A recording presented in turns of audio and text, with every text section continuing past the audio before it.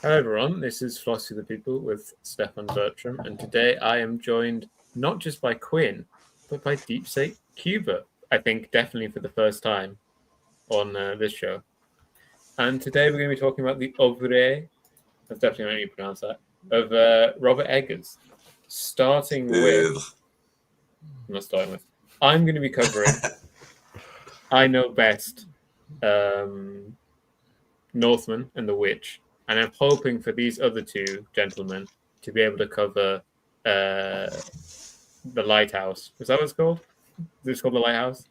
Yeah, And Oh, yeah. Nosferatu, which just came out last yeah. year. I recently watched both of those, so I can talk a little bit about them. I am fond of the lobster.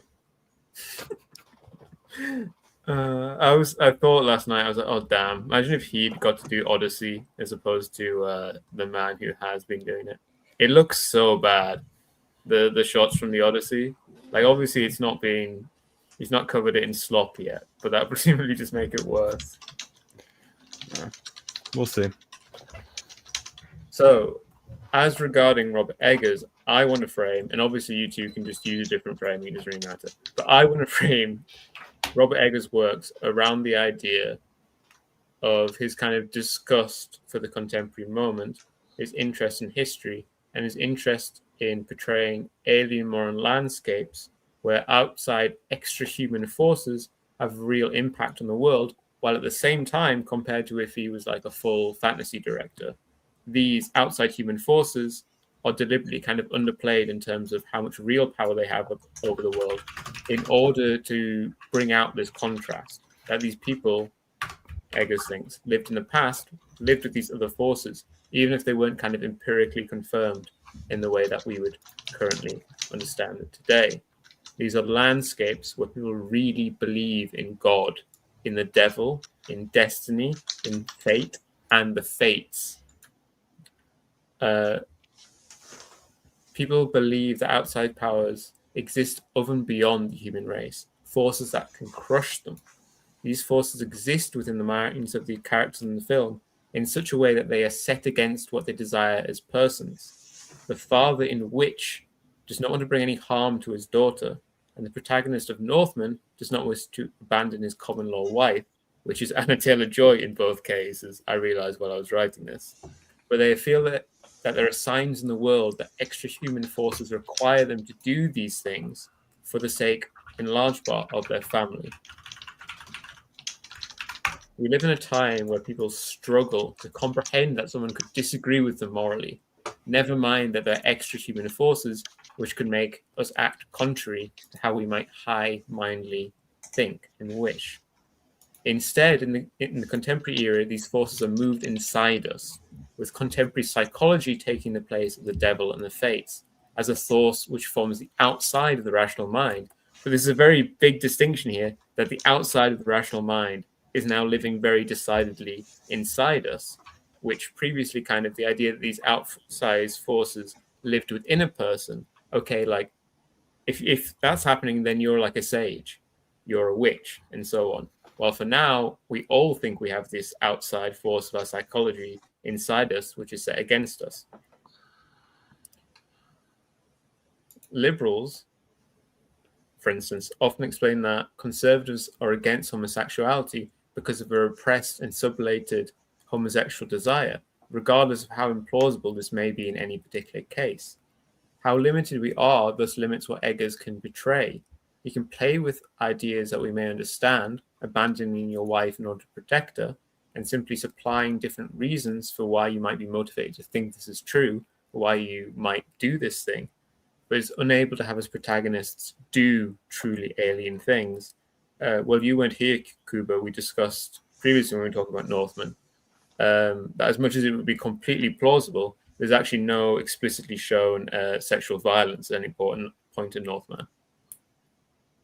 Yeah, there's that one moment where Anna Taylor-Joy is being prepared, is being groomed to service Hamlet's uncle, right? The master of the manor in Iceland, and they specifically use her period as a excuse to pull back from that moment. Understanding, and also very notably, it's like the hero, very deliberately, the hero rescues her eventually from this situation.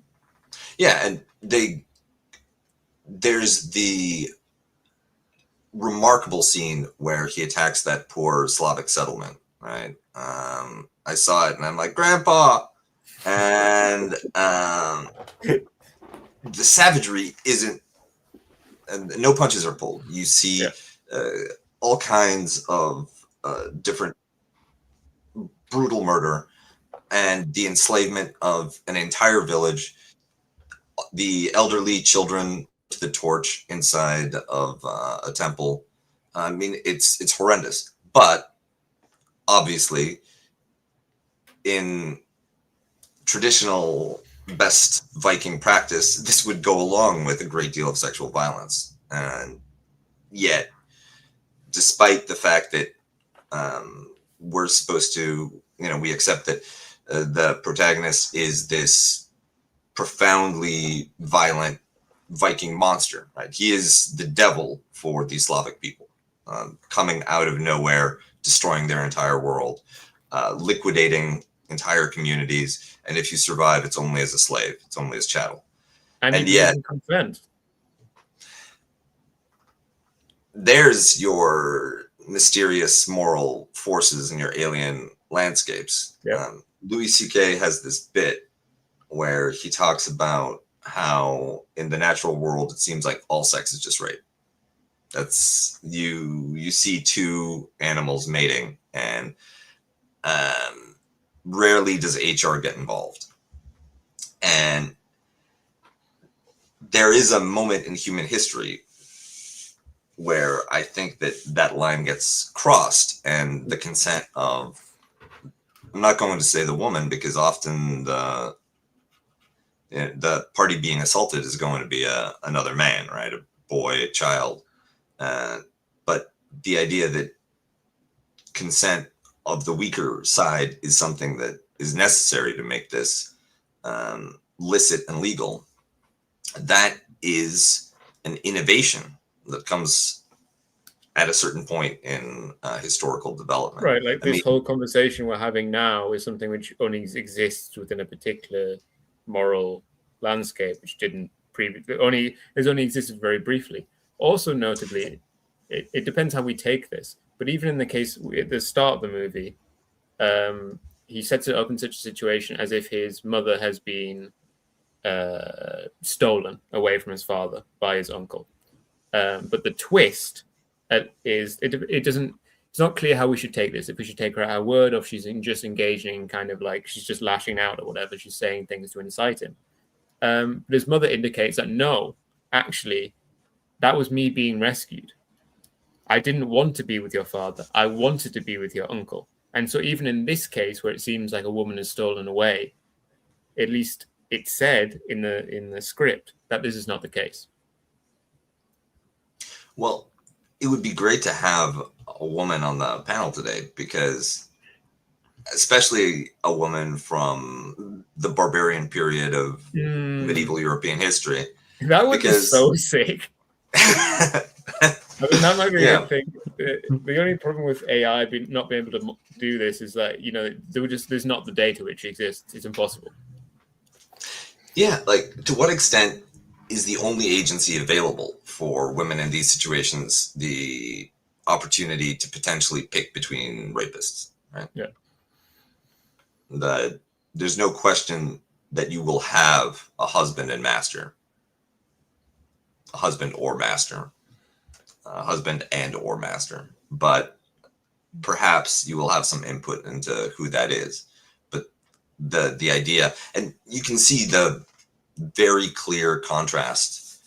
I think that one way to illustrate what you're getting at with Eggers and these alien moral landscapes that he invents, that he constructs, is to contrast it with something like Vikings or The Last Kingdom, these prestige TV properties that pay a lot of attention to the setting, work on accents, convince you of place. But these are Vikings that definitely know all about consent. right? These are people who have gone through the HR seminars.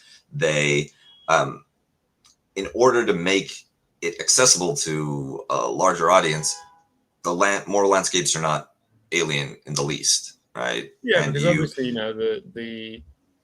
the protagonist of Northman believes in consent, but he doesn't believe in girl power. He doesn't think that Anna Taylor-Joy should join the Shield Wall. While in something like yes, Vikings, you do have girl power as well as consent. yeah, and there is an underlying rationality in the way that the characters behave, the way that they strategize, the way that they reason.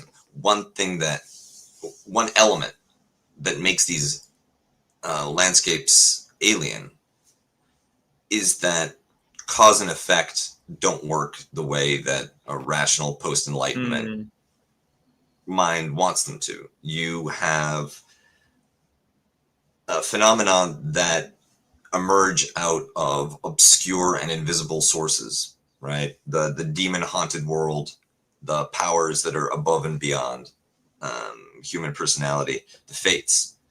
And regardless of your diligent application of practical reason, you're not going to be able to escape the metaphysical causality that drives you to your destiny. These characters, in a lot of ways, cannot do other than what they are doing and feel that powerlessness. In the Northman, it was particularly striking because, you could just leave. Yeah. There's room in the boat. You're at the boat. You could just leave, Right. And as It's a rational modernist person, you're like, well, okay, you're going to the Orkney Isles. This is one man left on Iceland without a boat, whose entire settlement has been destroyed. He seems like he's not going to be able to do much. But if you really believe in the fates, you really believe in this prophecy, which obviously the protagonist does, then that doesn't matter. He's going to turn up and he's going to destroy you like you destroyed him. Because, of course, him appearing there, him having all these events happen to them, is also not a rational story, is also not a reasonable story, and one that he deliberately makes seem irrational and unreasonable because his initial serial killing spree is done in such a way as to make it seem like a spirit did it, like a demon did it. I'm not sure exactly the Eggers is more careful by like with a demon or whatever. I can't remember exactly how they form this. I don't know if Quinn remembers. No, I want to say it was referred to as a spirit, but yeah. I couldn't tell you for sure. So this is also what Eggers does, where he plays for a long time with the supernatural, though in the end he normally just shows it to you. It's only in that moment, in extremis, right? At when people are taken to the point that the subterranean invisible forces have been driving them towards, that they finally reveal themselves to be real, right? You actually don't get that confirmation, which is something that only the audience needs, right? There's no question in the minds of any Eggers characters that this metaphysical, spiritual reality is the key to their own existence and patterning the events in their own lives. They know this. They have internalized it. They don't need to be convinced. There's no conversion moment. There's no debate with the characters. It's just the audience that has to be only at that moment, at the end, at the culmination, at the climax, are they shown that, no, there is some reality to this, but often only in a way that makes you wonder if the phenomena you're observing are objectively real or if this represents a fundamental break with sanity. But that's another issue. Can you even discuss mental illness, mental health, sane versus insane, in a world where everyone believes in the fundamental everyday reality of forces that get you a schizophrenia diagnosis these days? And one of the most interesting parts of seeing Eggers evolve from movie to movie and watching the reception of his films, and the United States especially, is that for a lot of Americans, which America has always been the least rationalized of Western countries, the one with the strongest ooga booga force underneath the surface, the least penetration of, rationalism and existentialism. And you are seeing like that woman in the University of Oklahoma that recently made a big issue of getting a 0 on her exam because she cited God and demonic forces when it comes to gender. You mentioned that. I'm sure there's definitely a way to write that would get like a star published in a journal, though. Yes. Yeah, I mean, she's like Absolutely. she's like a 20-year-old who can't write very well. Like it's. I'm not shocked that it's not good. But also think about the entire anti-vax movement, especially related to COVID. You'd think that one of the most basic and fundamental achievements of Western rational civilization would be that, look, we have a germ theory of we can cure diseases now. It turns out it's not witchcraft. It turns out it's these little bugs that we can go into your body and destroy if you let us. And we even have an entire industry that just creates medicine so that we don't have plagues anymore. You used to have plagues. You used to have so many plagues you need to color code them, right? We still have the occasional plague. Yeah, I mean, like, you're gonna get a little plague in the end. Yeah. I mean that's the incredible thing. Like, vaccines are one of the few parts of modern medicine which really works. Like, vaccines and surgeries are the two bits that really work.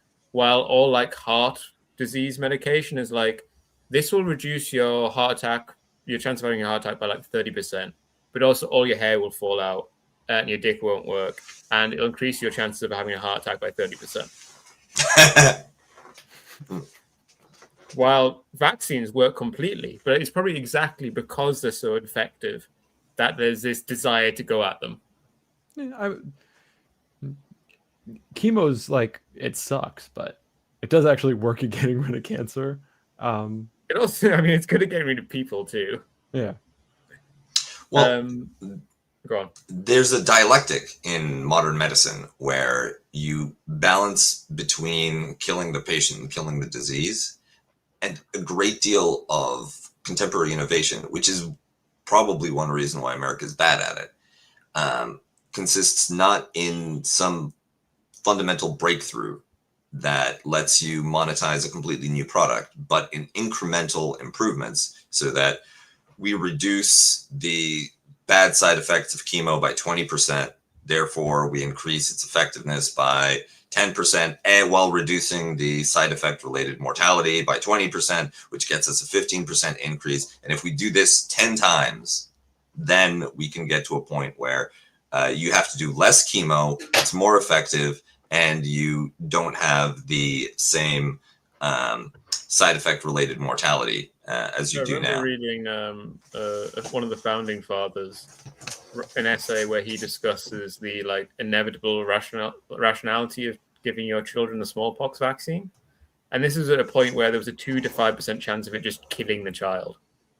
Oh. But yeah, I think I like those odds. At 2 to 5% chance, that requires a critical fail on an attribute check. Yeah, I've got 8 kids, so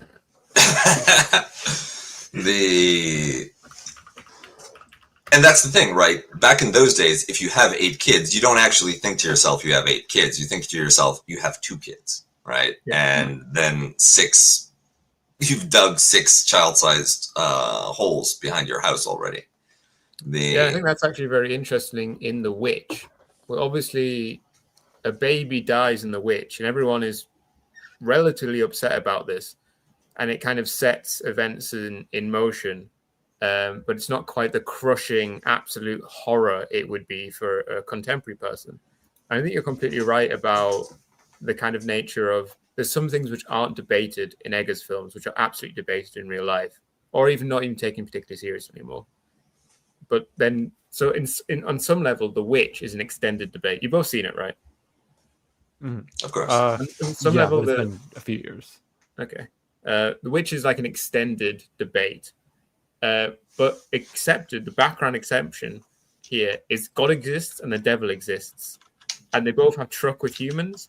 And the whole debate is who of us in the film is in truck with the devil and who is in truck with God, and who is causing, because of that, the problems that are destroying us. I really did like The Witch for being a film which felt very claustrophobic, despite being in the clean, open countryside, because the claustrophobia was from an increasing closing of horizons.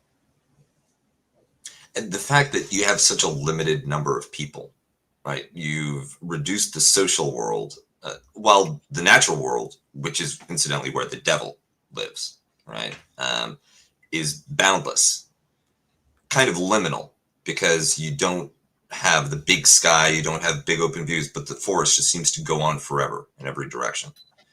And that is limitless. But the human world, which is the only instantiation of godliness, right, that is limited to this one family that are so and with the paterfamilias, the patriarch figure, being such a stubborn Puritan, among other stubborn Puritans, that they have to leave their already insular and hidebound congregation to go into an even more challenging, never explains what that might be, because to us as an audience, I don't think whatever answer we would have got would not be particularly interesting or relevant or comprehensible to it. So he just completely leaves the issue alone and never brings it up. Well, it doesn't brings it up, but then never elaborates on it.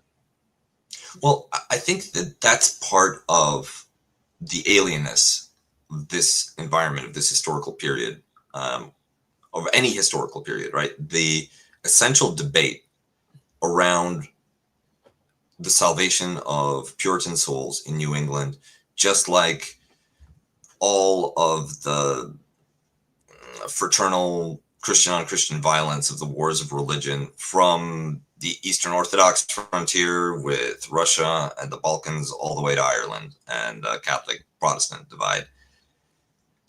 These, when you look fundamentally at the theological disputes, I'm not talking about the political authority of popes versus kings, but the theological divisions where people pointed and said, because of this particular practice, because of this line of scripture or this doctrine, you're on the side of the devil, I'm on the side of God, and we need to fight. It is boring, tedious, and utterly irrelevant to anyone outside of that universe. But importantly, they really did believe it. I think there's a great tendency nowadays to be like, oh, actually, it was because the Austrian emperor wanted to take over the silver mines of Bohemia. And it's like, no, those Hussites really believed in it.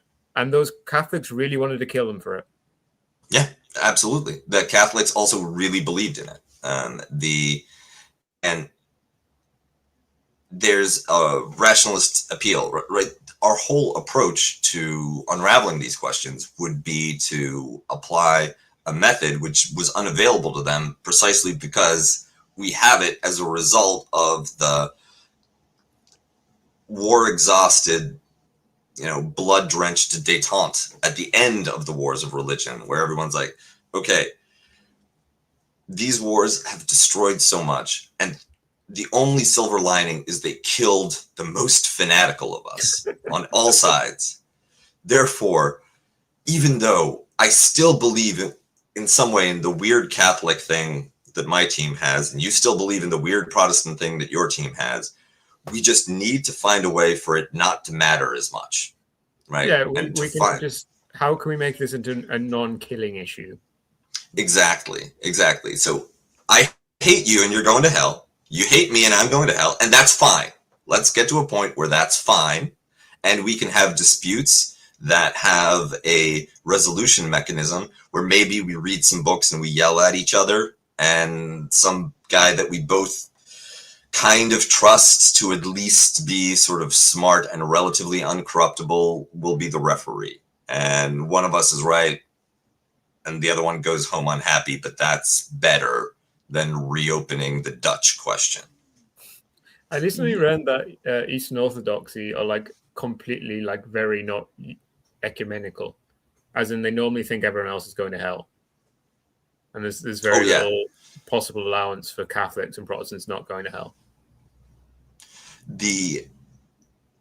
There's a tendency that I myself indulged in, where because the Orthodox side of Christianity has been on a long losing streak, and they seem harmless, that you want to ascribe to them characteristics of innocence.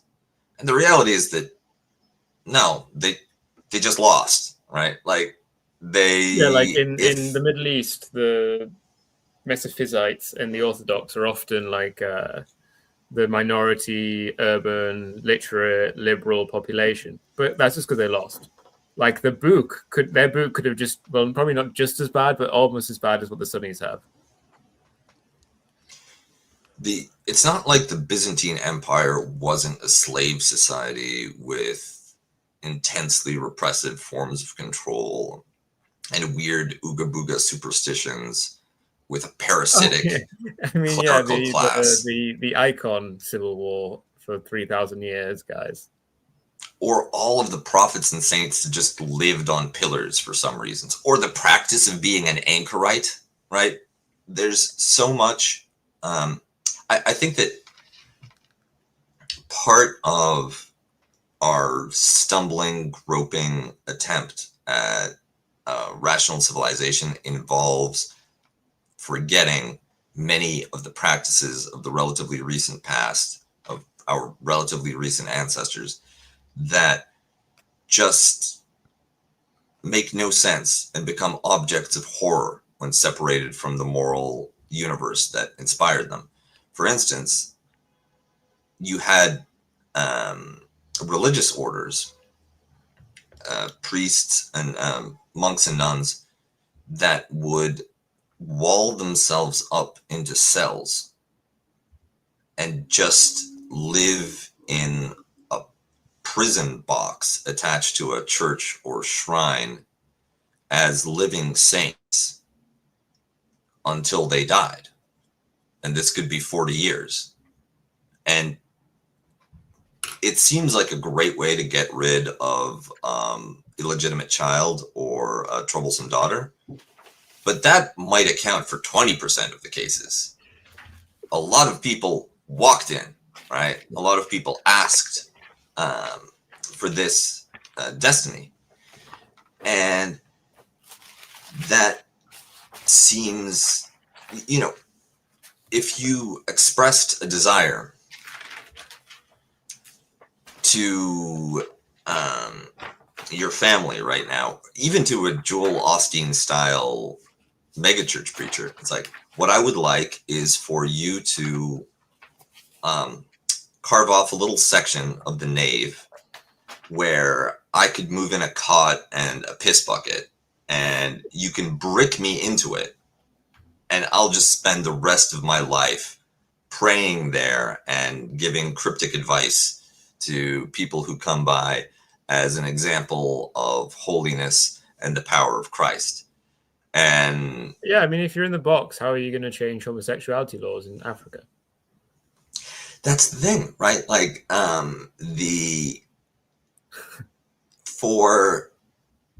can understand when you put it in this context that this is a spiritual tradition that sometimes would manifest itself into self-imprisonment. And, this isn't particular to Christianity. Buddhism has the practice of self-mummification as a type of culmination. I was going to say it's like almost the same practice, right? Yeah. In fact, arguably,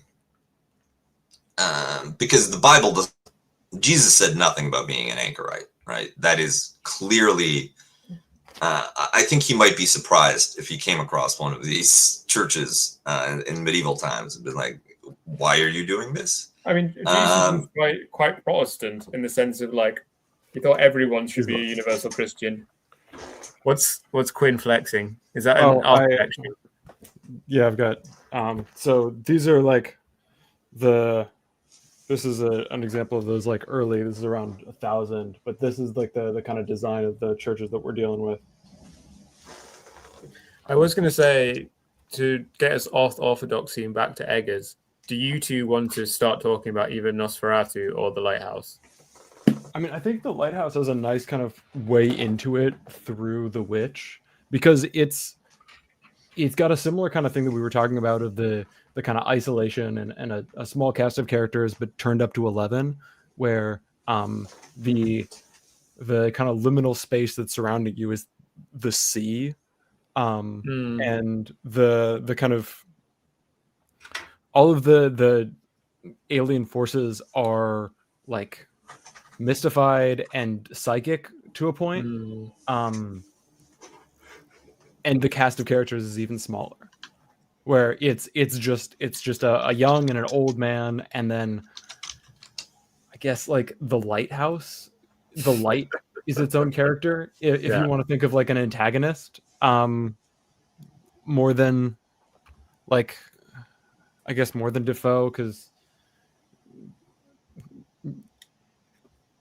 it's really it jumps back and forth based on like who the whole film is like super subjective in a way that even I think like The Witch or parts of the Northman aren't.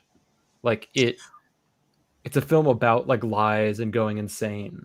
Go ahead. Well, here's one possible interpretation of what's going on. I think that it might be useful to make a distinction between the Lighthouse and the Witch on one side and Nosferatu and the Northman on the other, because the Lighthouse and the Witch are these very claustrophobic, small number of characters, tiny world surrounded by untrammeled, infinite, expansive nature type settings, while Nosferatu and the Northman are both actually sort of epic pan-European adventures with a lot of people, a big expanded universe, a social universe, rather than a psychological innerverse. And in the case of both the Witch and the Lighthouse, what you have is a source of metaphysical, I don't want to say evil because I'm enough of a relativist, so someone in chat said invasive, malevolent force in all his films. Though I would say in Northman that would seem to be the protagonist. Yeah, in the Northman that's everyone. I mean, there's the kids who just get butchered and die. Yes, but they would have grown up. To be Vikings. And in both the Lighthouse and the Witch, you've got a protagonist, you've got a patriarchal figure that is attempting in some ways to control the dark, malevolent external force, whether it's the light in the Lighthouse or the devil in the Witch. And they fail, right? And ultimately what you have is the younger generation, an actual daughter or a surrogate son, opting to side with the dark and forbidden metaphysical forces against the order that their father figure is trying to impose. And it's an open question as to whether or not that is the right decision, right morally, right pragmatically, right metaphysically. What does it mean for Robert Pattinson's character? What does it mean for Anya Taylor-Joy to have gone over to the other side?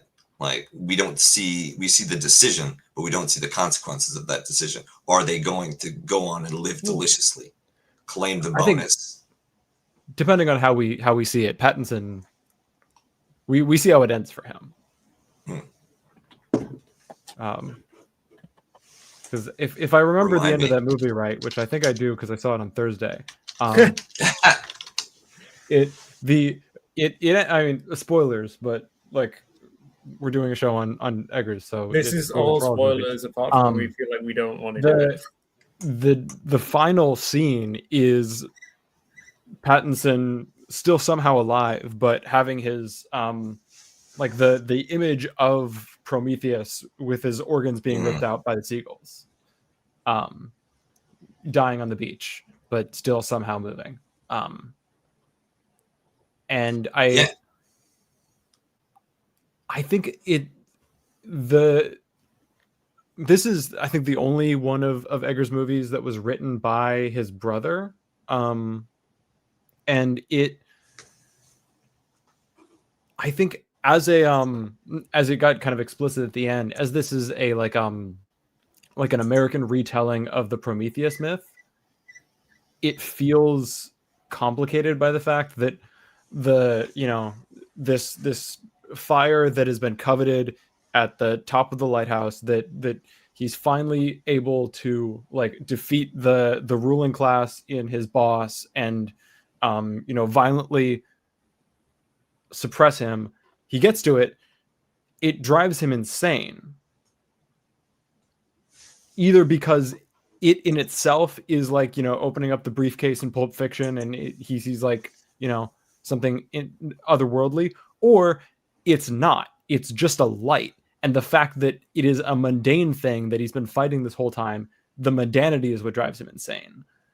Whatever happens, trying to get the fire is his undoing. And unlike Prometheus, he doesn't bring it to the people. There's no delivery of fire to the American worker. It's just torment and a failed revolution that goes nowhere. Well, the one thing you mentioned that the light is mundane, and it could be. And I think that there's an excellent book, sort of one of the big touchstones of my own world perspective, called the Bicameral Mind. It has a very long title, The Origin of Consciousness, in the Breakdown of the Bicameral Mind by Julian Jaynes. And he has a very interesting theory that might be completely wrong, but even if it's wrong, it's nonetheless useful and provocative. And he argues that the way that human neurology is set up, the isolation of verbal centers into an inner monologue where we understand that our own thoughts are our own thoughts. I'm just having a conversation with myself that doesn't get vocalized.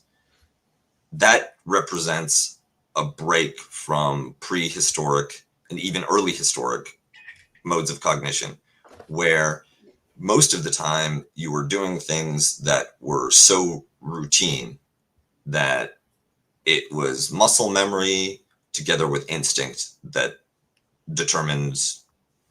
directed you for 90% of your activity.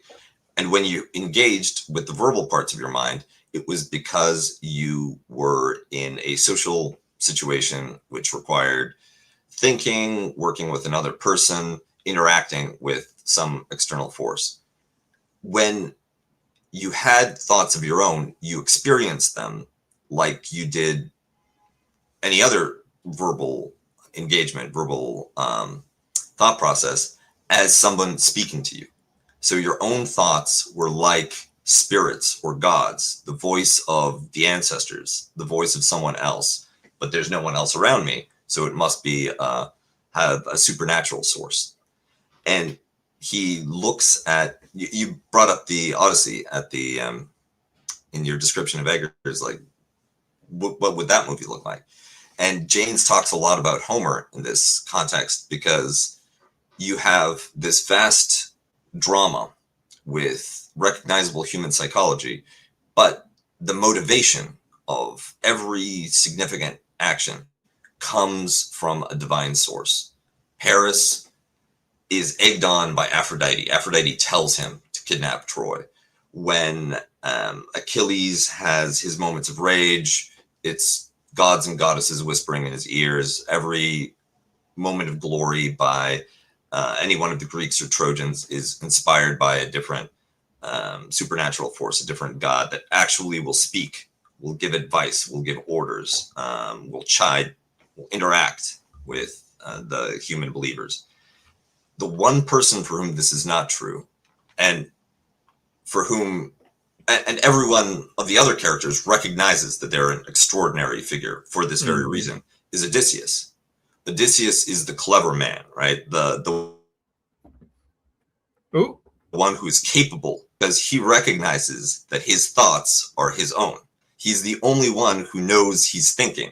Everyone else thinks they're listening to outside forces. And because you're listening to outside forces, you can't reason with them. You can't evaluate a plan. You can't strategize around it. All you can do is resist or agree, right? You either go along with the god's plan or you try to fight it. But Odysseus knows it's not the god's plan. It's his plan. So he can make it better. He can be clever. He can be crafty. And he can use what he knows in strategic and practical ways against other people. So that's what allows him to come up with a scheme like the Trojan horse, right? He can put himself in the position of the Trojans and imagine their psychology in a way which isn't just, well, you know, God said do this. Ours is like, yeah. And apparently, according to James, there was this moment in the spiritual literature around the Bronze Age where the older priests, as part of their initiations and as part of their rites, would go in to temples or holy places and commune with their gods through idols. You would go to the statue of Zeus, you would lay out some offerings, you would pray, you would meditate, and the statue would talk to you. You would get an answer. And there's a moment inside the texts written by priests where the young priests are sent in, go commune with our gods, find the answers to the problem. And they go in and they light the incense and they sit there and they hear nothing. Because they understand that their thoughts are their own. So they are just sitting there being like, what the hell am I doing here? This is just, its lips aren't moving. It's not going to say anything. Whereas that experience would have been different for the previous generation. And so you have all of this lamentation by the first cognitively self-aware generation being like, why are the gods not speaking to me? Why is the world silent for me when for my father, every stone, every statue, every idol gave voice, right? I think we also probably split there, and this is what gave birth to philosophers, because some of the first extracts that we have from pre-Socratic philosophers is them complaining about how Homer portrays the gods. That Homer portrays the gods as like a squabbling family with human emotions and human desires. But of course, if the gods are the voices in our heads, of course they have to say those things. Of course they have to do those things. Of course they have to do those things. But the philosophers, and this happens, every single ancient Greek philosopher talks about how much, while at the same time, they think Homer is the most incredible man. They think he's the greatest possible writer, that his work is absolutely perfect in terms of his literary merits. But they, at the same time, are engaged in a cultural struggle to try to get people to recognize, okay, he wrote the greatest story ever, but that doesn't mean the gods are actually like that.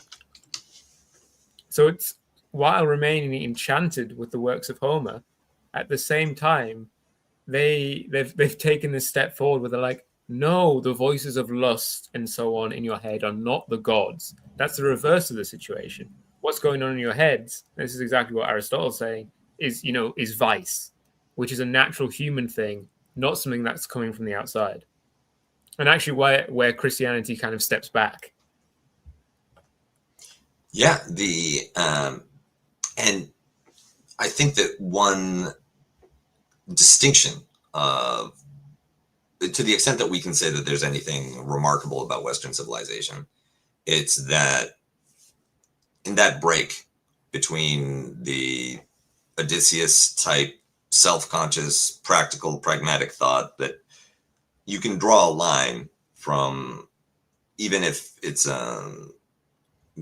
sort of apocryphal jump, right? You can imagine going from Odysseus into the Socratic, Platonic, Aristotelian, and ultimately the rationalist line of Western philosophy, versus staying with the obscurantism of revealed religion and ending up with the Roman Catholic Church, mysticism, weird forms of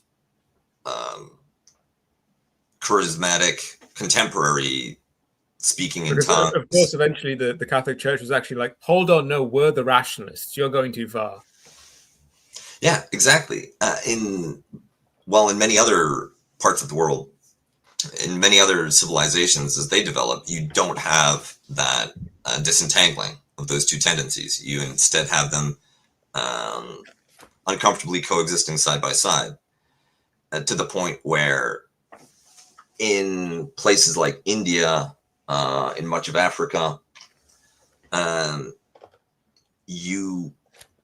the alien moral landscapes that Eggers describes don't feel quite so alien, because if you believe in witchcraft, which is still a capital punishment in Saudi Arabia, a capital crime in Saudi Arabia, and witches are routinely lynched in places like Congo, right? The accusations of witchcraft can carry the death penalty in Malaysia. There's human sacrifice that takes place in around some of the cartel cultures, this sort of Aztec revivalism.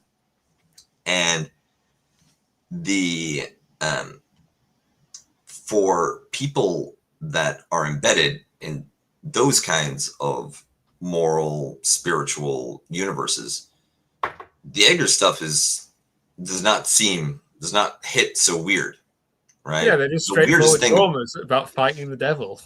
Yeah, the strangest part about them is all these white people, actually, because the great, from the perspective of an outsider who remains heavily steeped in supernatural spirituality and the existence of powerful metaphysical forces and a reality that's shaped by destiny, by gods and demons, by witches and spells, then the weird people are the Westerners, and now we could probably throw in the East Asians, that have this rationalist framework that seems to willfully reject the richness underlying human experience, right? The people who just are willfully blind to what is actually important about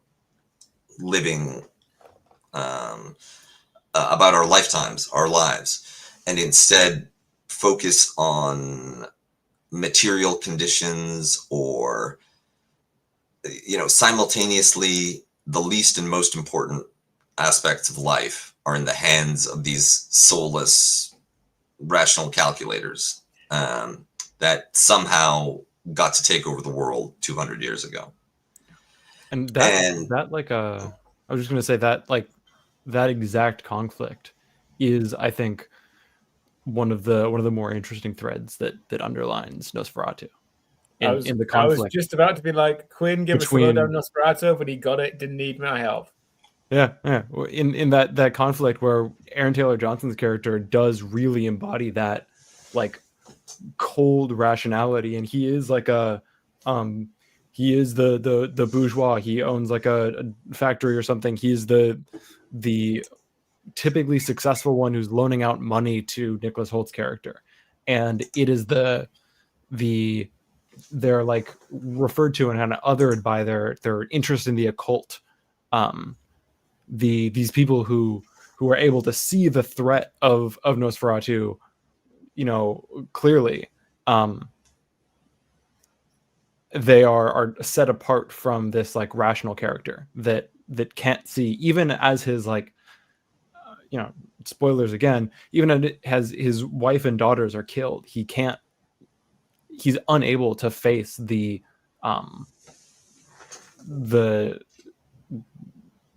unrational,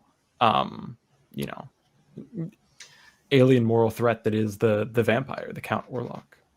What I've always wanted to see is a horror movie in which there's a character that's coded as the quintessential atheist skeptic type, right? That's thrown into conflict with some, whether it's a vampire or a demonic force, some supernatural evil. And rather than the typical trope of this character settling into some dangerous denialism that prevents them from taking steps to protect themselves or their loved ones. They just take it. Well, yeah, as soon as you see, because that's the thing to me, right? Like I'm a godless atheist, but if somebody shows me a ghost, right? If I come home and it's like, okay, my wife has 2 bite marks on her neck, seems to be some kind of catatonic state, right? Like we have a weird neighbor that's allergic to garlic and I never see during the day. I guess I need to revise some assumptions about the way the world works, and somebody give me the number to one of the, like, not just a priest, but one of the old timey ones, right? Like, you need a Bayesian horror movie where a guy's just stood there updating his priors. Yeah, exactly. It's like, well, shit. I've got some reading to do, because going around being like, so what flavor of vampire are you? I'm thinking about it. This is kind of the plot of 1408. The Stephen King, yes, John Cusack, exactly. Where he's a skeptical author who comes into this haunted room, and Samuel L. Jackson's like, no, please don't do this, and he's like, fuck off, I don't believe in this stuff, and then halfway through the movie he's like, okay, no, I can't deny this anymore, but then he's like fighting against it because he's the evil of the room is spreading out and he's trying to save others from the fate that he's kind of locked into. And that's an underrated movie. I think that 1408 is pretty great. Especially if you, in some ways, the whole Stranger Things, Stephen King, Steven Spielberg revival, right? The 1408 feels like it belongs as a masterpiece within that aesthetic and like literary set. Much better than Stranger Things right now, which is like bloated and a little too all the way up its own ass. But in any case, in 1408, the explanation, there's no lore given as to why the room is like this. Yeah, exactly. Samuel L. Jackson just says it's an evil fucking room, period. Full stop.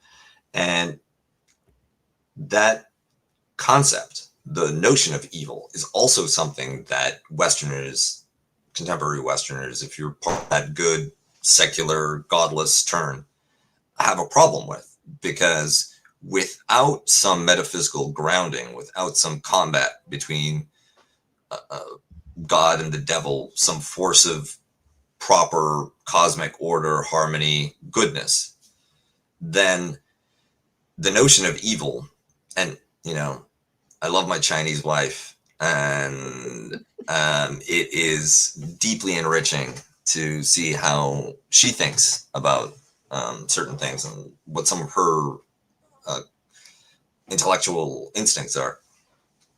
Yeah, it was a delight seeing you in England. Anyway, if we don't believe in evil, right? If you don't have some kind of metaphysical grounding to say that something can just be bad, can just be destructive and oppositional, then you're just recognizing that there's a force which has different interests than yours, and because your interests are, because you both want the same thing, you have a conflict over it. And if you can find a way to square your interests, or to have the test of strength be conducted in a way which doesn't require one of your extinctions, then you can, it just comes down to a rational difference of opinion, right? And you can see this a little with the transformation of orcs over time. From these, our grandparents had a concept of monsters, right? That there were certain types of, usually foreigner, that you couldn't negotiate with, right? They were just into destroying you for reasons that didn't really matter, because they were intractable. Even if a Nazi tells you that why he needs your territory and your genes need to be removed from reproduction, you're not going to be able to, Charlie Kirk your way into some kind of coexistence. This is not about arguing. This is not about trolling.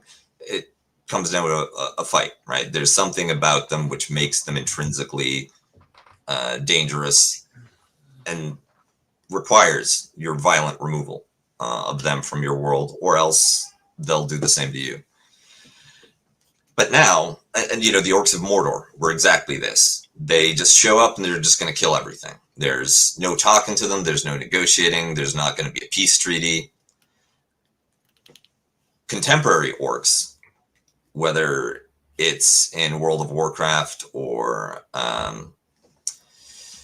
Dungeons and Dragons, any of the nerd culture, nerd and fantasy culture, are now they're now just like, they're big green guys or something. Yeah, they're just a different type of human with their own. They're like Catalans or whatever, Exactly. They're not everybody's cup of tea, because maybe you don't like music that loud, or your sexual tastes go in a different direction, but they're people. It's fine, right? And losing that notion of metaphysical evil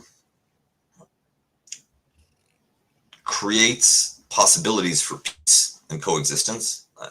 Frankly, I don't think that you can have liberal, open societies structured along democratic lines that really do cultivate a notion of good and evil. At a certain point, that is going to destroy the underlying tolerance of difference that allows societies like that to flourish. Right, because then surely someone's right, and then why are we having elections? Yeah, exactly. And it feels like it's a sort of lower resolution, but more intuitive way to grasp social reality, to say that, somebody's right, somebody's wrong, somebody's good, somebody's evil. My team should win. So let's end this facade where there can be different contending schools, and just toe the party line. Impose it on the people who disagree one way or another.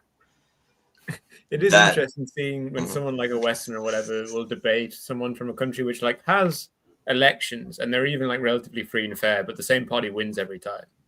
And the Westerners well, do you not think that the party should change sometime? And they're like, well, no, what's the point? If one guy is the other team better? Because when you want that team to change, but then you want to change back in the other one, it's well, what's going on? Yeah, plus these guys know what they're doing. I don't trust these assholes that have just been on the opposition. The government has job experience of being the government. Exactly. And there's all of these, and these aren't problems that we're identifying for the first time, right?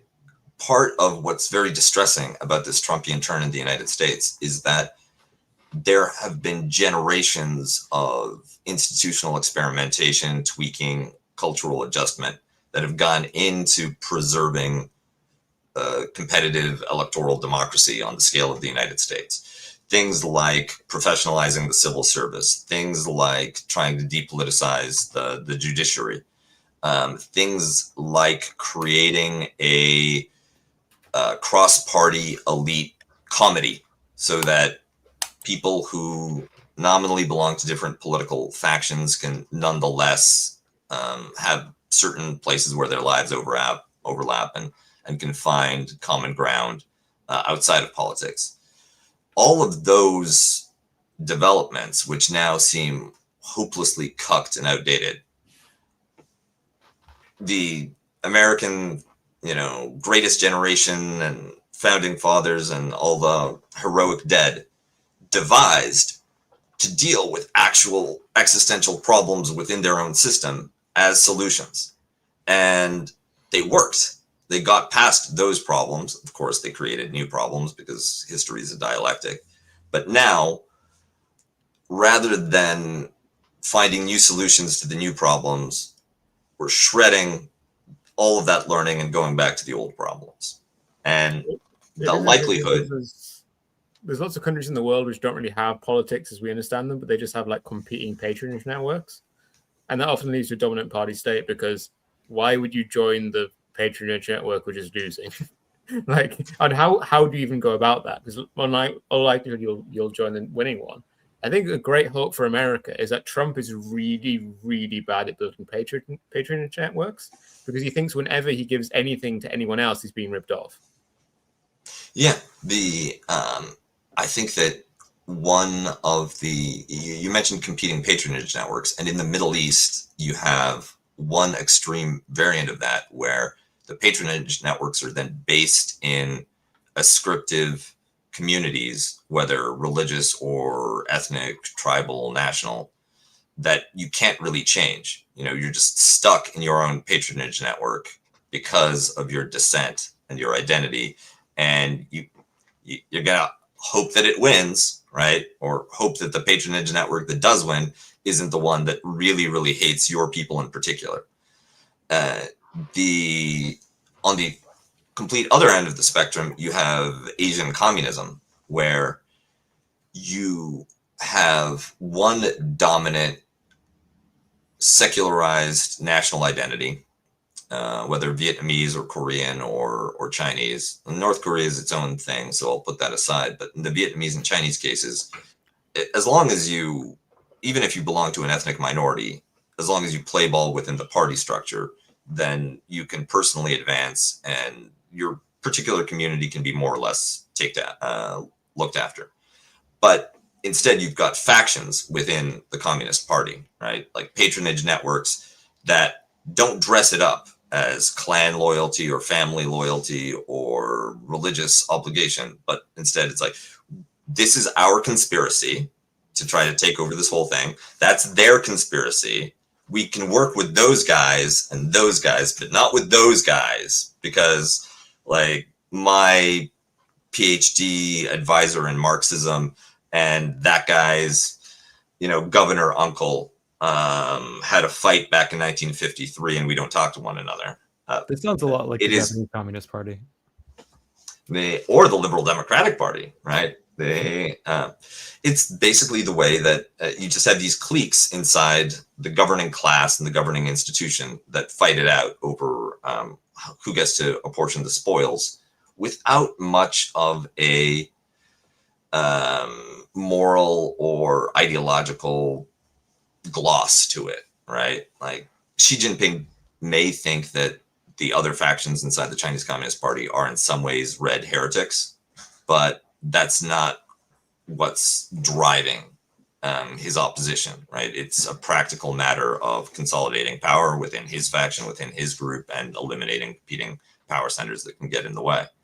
And for a lot of, there's some practical value, I think, to having a perspective where, government does that sort of thing, and it has the politics, the competition inside of it. And if you're a regular person, just don't think about it, right? Like, as long as the trains keep running on time, and as long as the government is governing, right, whether it's keeping the dangerous foreigners out or keeping the price of staples at the right level, preventing a plague from killing grandma or climate change from killing, your grandchildren, then let them do whatever they're going to do, and who cares who's on top.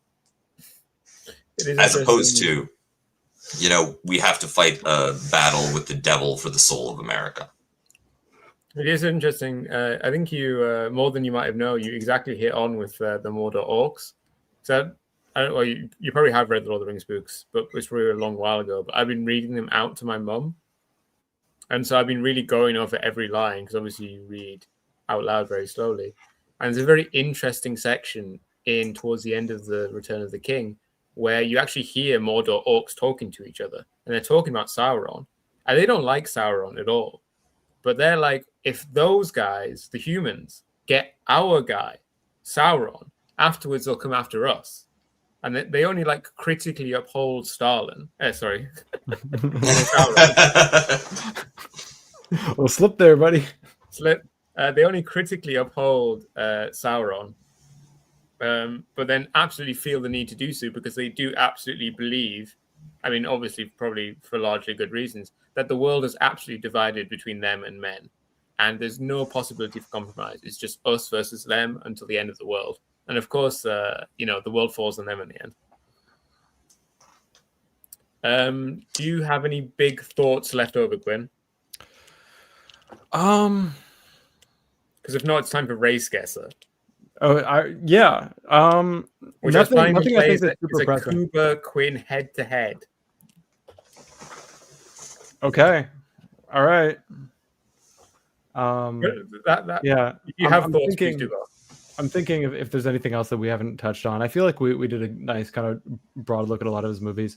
I think it's interesting in Nosferatu that it's the I think the least subjective of any of his movies so far. That the a lot of the kind of supernatural elements earlier in his earlier films they've got a bit of plausible deniability to them. Yeah. Where in Nosferatu that's completely stripped away. And there's no way to look at what happens unless you're looking at it through 4 or 5 layers of metaphorical reading. It's hard to not it was capitalism that killed his wife, not the vampire. Yeah. It's hard to kill the beast. Something like that. Yeah. But go ahead. I think that's all the stuff I have to say. Just on Nosferatu, it's an interesting case because that's one of the few ones where the metaphysical evil, even in the Northmen, where you have a tangible antagonist, one that you can speak to, one that speaks to the camera, right? One that interacts with the world. He's still human, and the forces are working on a level above that. While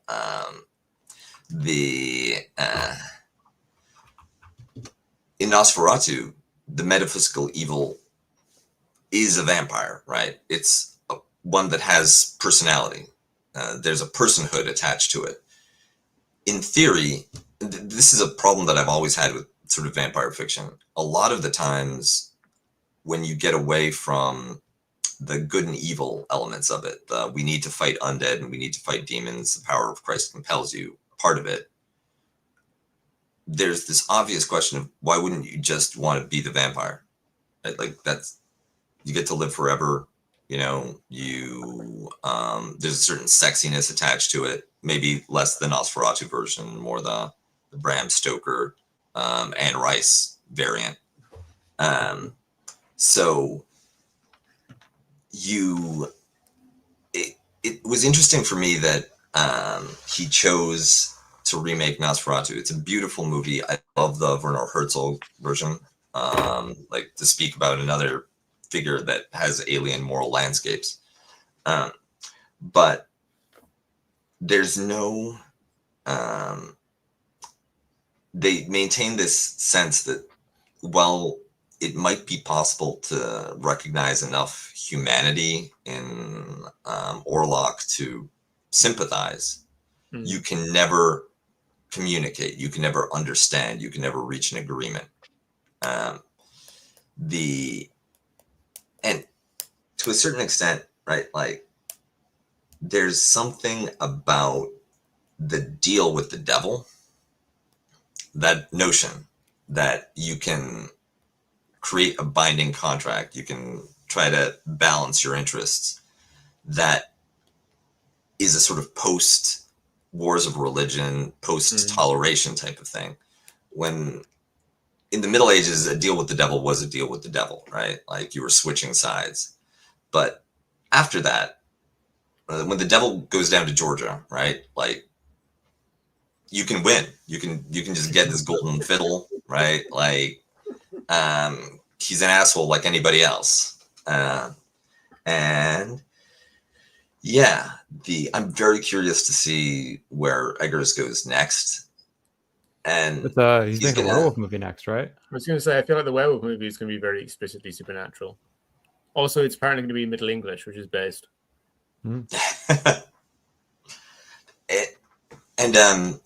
I recently read that there was a new archaeological discovery in England, somewhere in the Midlands, that suggests that fire was first artificially created, like 250,000 years ago. Some unimaginably 400,000 years of British civilization. China, eat your heart out. Yeah, granted, the first 380,000 of those years were just one fire in Birmingham, but got to start somewhere. That's how you make tea. British civilization, a good idea.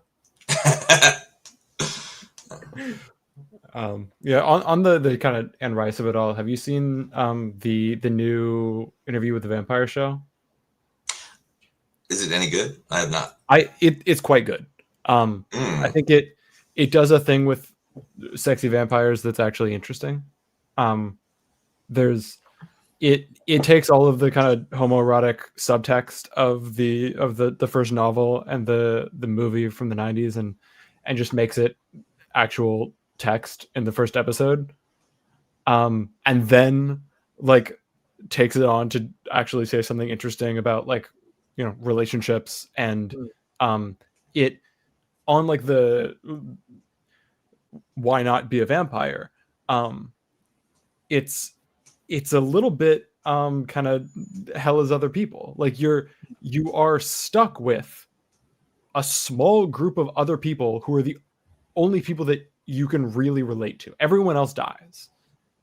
Everyone else ages. You're stuck with your small cohort.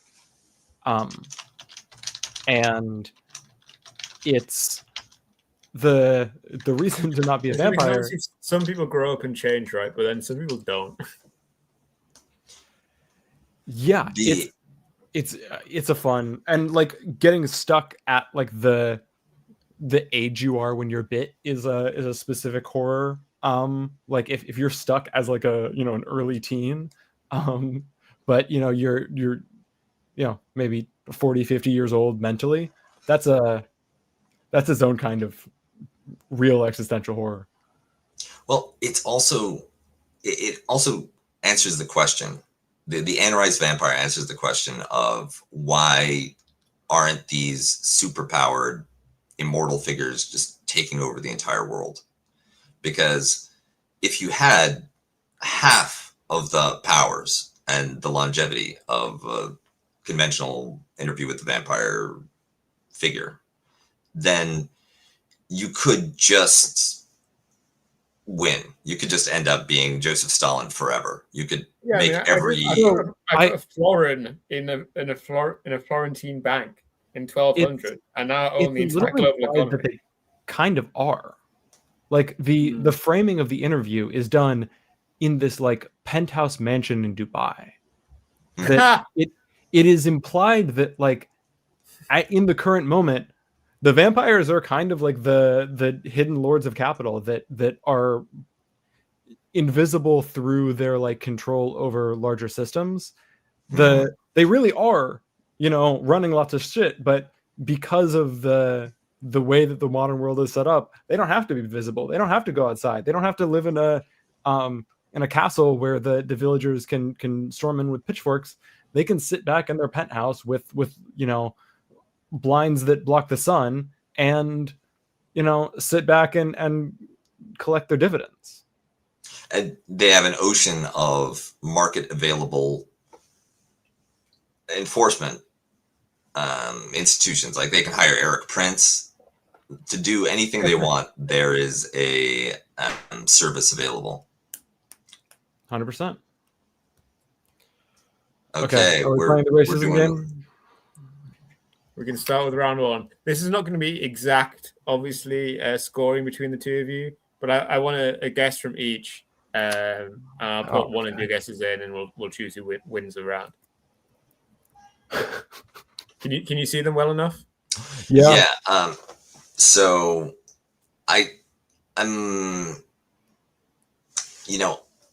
maybe we should write. I'll write my initial thought in the private chat. We're getting serious. Okay, go for it. We don't influence each other. I love this.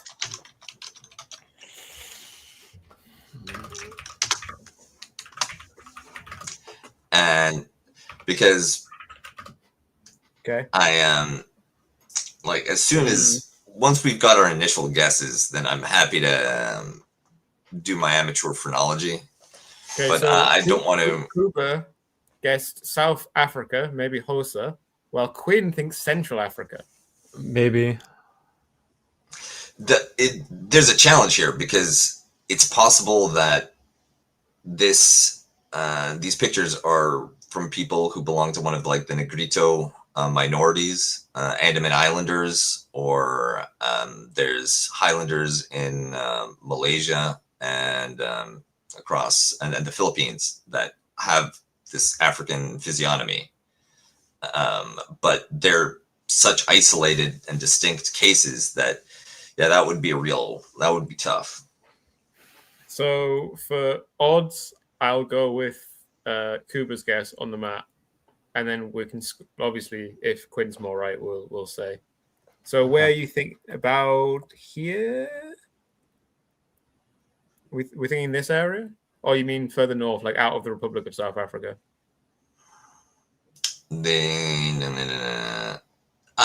Northern South Africa or like Zambia, Zimbabwe would work for me. So I'm fine with. I'll do that there. Oh, they were out of minds. Yep. Nil points for both of you, but a spiritual half a point for Kuba for at least bringing up the idea. God damn it. Over-indexed on skin color. Is it going to load? It's very funny. On the Kurdish ones for this, especially the Kurdish group that they have near Iran, you can visibly see the PKK martyrdom posters in the background, because obviously that's the best source they have for people looking directly straight at the camera. And so you can see the party composite thing in the background. Now, these are some very interesting looking people. Oh. Yeah, I see that, but I don't think so. Where?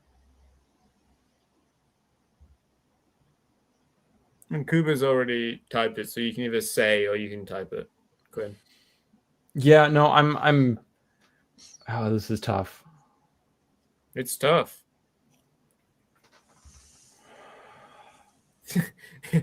Obviously, when we played last, every round someone was like, "Oh, Birmingham." London.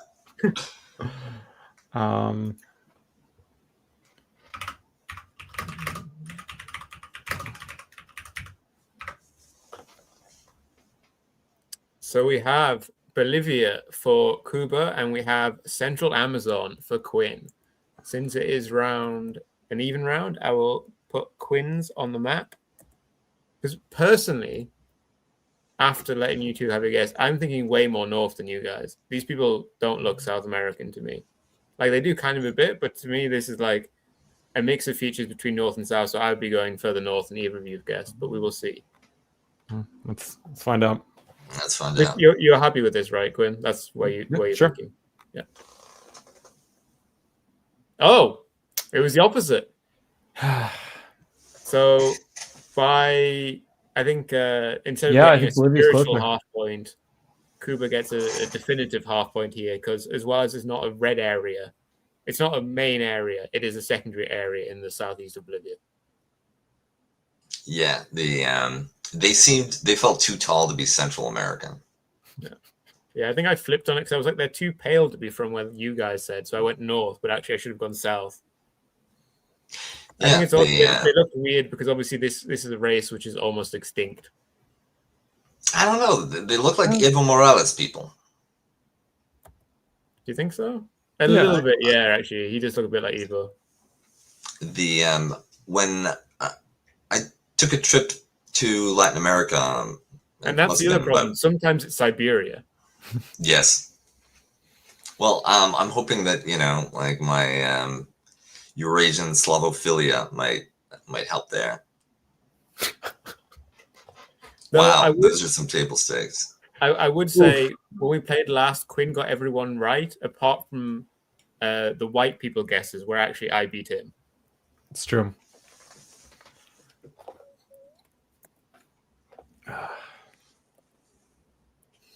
So obviously that's what British racism is all about. I can distinguish between 100 kinds of white people, while everyone else is just. Well, I don't want to say the words, but you know what I'm saying.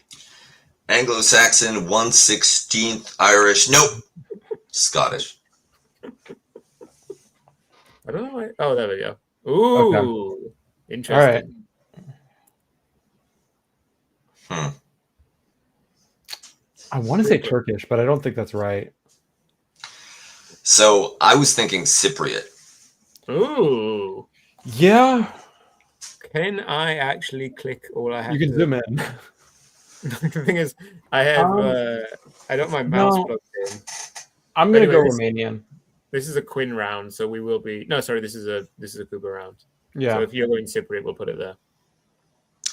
Yeah, I mean, part of me wonders Armenia, Azerbaijan. That's also possible, but I think we should just start saying that that Greeks and Turks and Armenians are all the same ethnic group. I think they would like that. I mean, I think genetically the Greeks and Turks logically are. Apart from lots of the Greeks are actually Slavs, but like the Islander Greeks and the Western Turks, so yeah, they're genetically identical. In my family, we refer to the Mediterranean, the broader Mediterranean littoral into the Middle East as the off-white zone. Right, we stick in Cyprus, or yeah, I think we're gonna let's go with because I could spend forever working out which particular chunk of Anatolia to drop this in. So I said Cyprus first. Cyprus seems like a good instinct. Ooh, is that? Okay. I think we have. I think yes, Cyprus is included there on that. Quinn is also in the pale red zone, but I think this is a point for Kuba. Yeah. Look at that. So yeah, this is the kind of the most broadest category of kind of the mixed Armenian, Turkish, Lebanese, etc. population. Armenid subtype. Armenid. Oh, I love. Oh man, you can tell it's a proper phrenological racism with ooh.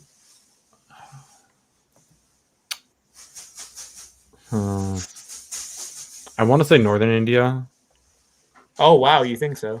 I mean, obviously, Maybe. I don't know.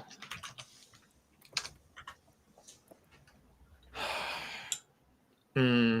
No, not that far north. I gotta think.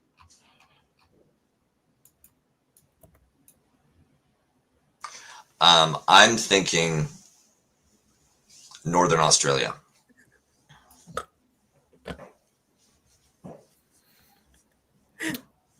You know what? I'll go Sri Lanka. Ooh, and we're on it's Quinn turn. Quinn's. Yeah. It's Quinn's guess. I think it's definitely not Sri Lanka. I We'll don't see. know if Kuba's right, but Yeah. I don't feel great definitely about not it. Sri Lanka. Yeah, so it was Southern Australia, not Northern, but still obviously Kuba's Yeah. way ahead on that one. God. Yeah, they had some noses. Though I would admit that the guy did look kind of Indian, but the woman didn't at all. Mm. Which is quite interesting in these. Like the composite men and women often look not particularly similar at all, which I'm wondering if it's a sampling problem or if it's just some kind of a sexual difference kind of thing. Ooh.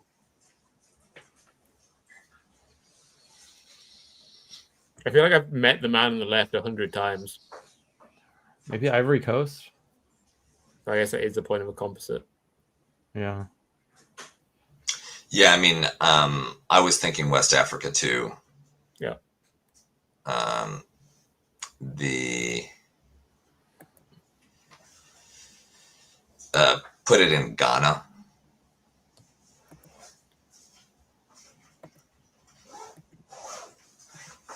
I'll go like a Cote d'Ivoire to differentiate myself.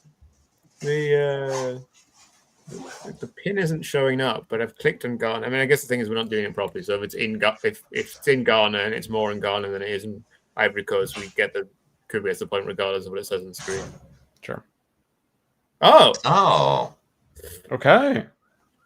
look, it's the Arab slave trade. Yeah, exactly. Zanzibar instead of Ellis Island. Yeah. Is that 0 point for both of you? Yeah, I think so. because Well, you I both think kind of it's guessed- 0 or half. I think it's a tie game. Yeah. No matter what, we were both sort of equally wrong. Yeah. I mean, I was going to say Nigeria, so I would have been slightly less wrong than you two, but not that much. Have I just primed the two of you to say Nigeria now, though?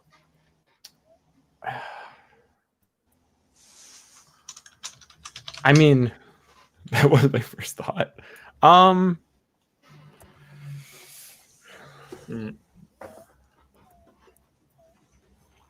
For some reason, the woman makes me think more East Africa. Sure. Like this could be Kenya. Not Ethiopia, not Somalia, Yeah. but Kenya. Bantu, Niger Semitic, admixture.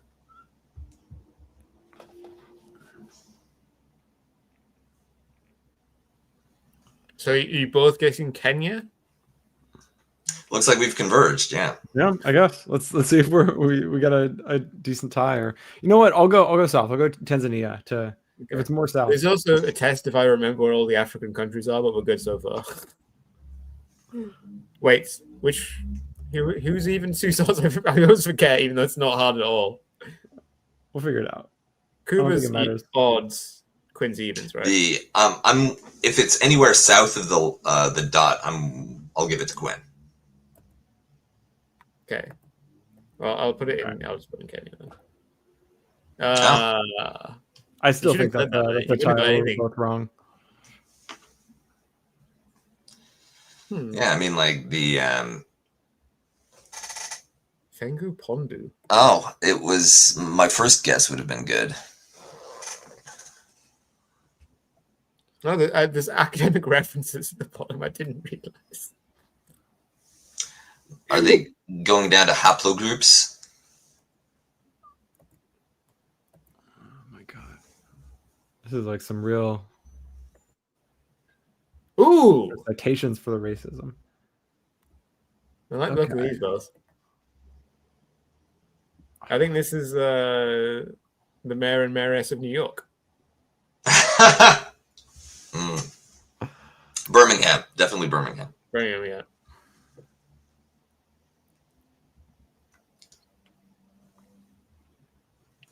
I don't think they look not quite white enough to be like Azeri, but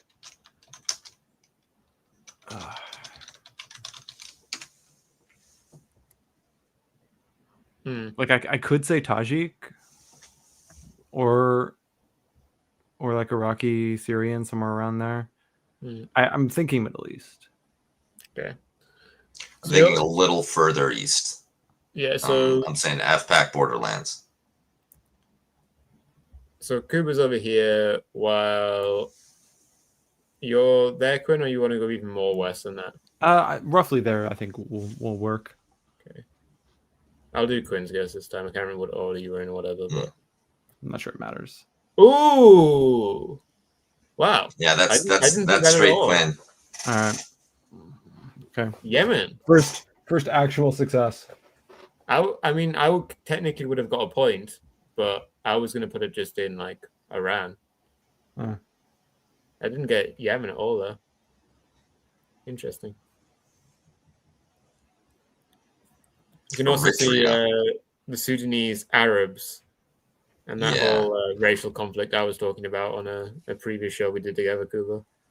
Yeah, I mean, that They're looks like suspiciously all- close to Darfur. Yeah. Is that like all just like Khartoum? Is that dark red spot? No, Khartoum and whatever's like northeast of that, like the kind of civilized Arab cities or whatever, are all on the Nile. But then there's that pocket of Arabs further west. Ooh, look at them. Okay. I should try and sound less than like a really excited colonial official whenever a new picture comes up. I'm really enthusiastic about all the races in the world.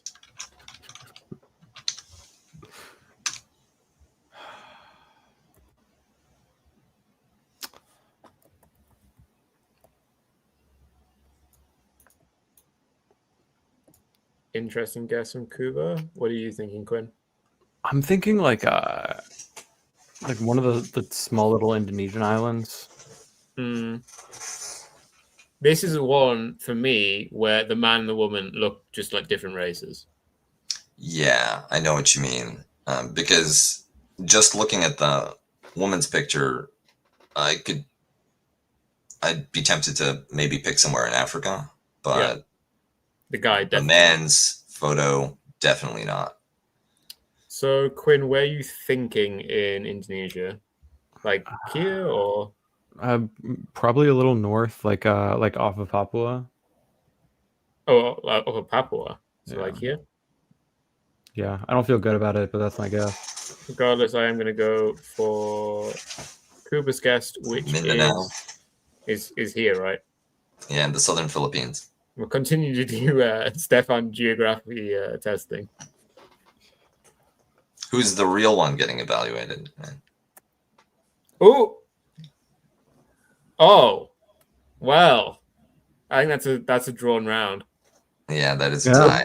There is a problem here with this racial group doesn't seem to be a majority really anywhere, and so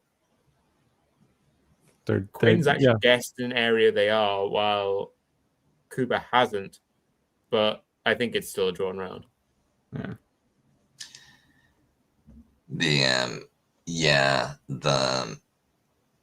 It feels a little arbitrary that. Yeah, I kind of doubt their data that it's everywhere around my.